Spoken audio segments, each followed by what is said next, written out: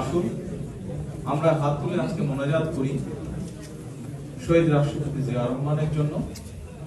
আমরা মোনাজাত করব 1971 সালে লক্ষ লক্ষ মুক্তিযোদ্ধা যারা এই দেশকে স্বাধীন করার জন্য নিজেদের জীবন উৎসর্গ করেছেন, শহীদ হয়েছেন, তাদের জন্য।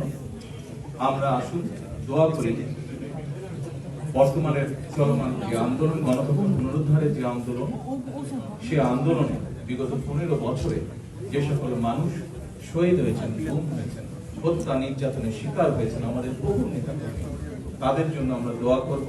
যারা বেঁচে আছেন কিন্তু বিভিন্নভাবে অত্যাচারিত, নির্যাতিত, বন্ধুত্ব বরণ করেছেন, তাদের সুস্থতার জন্য দোয়া করব।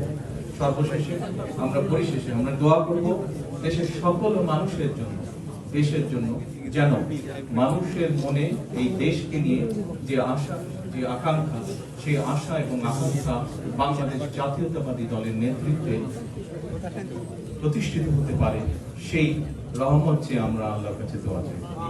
আল্লাহ হাফেজ।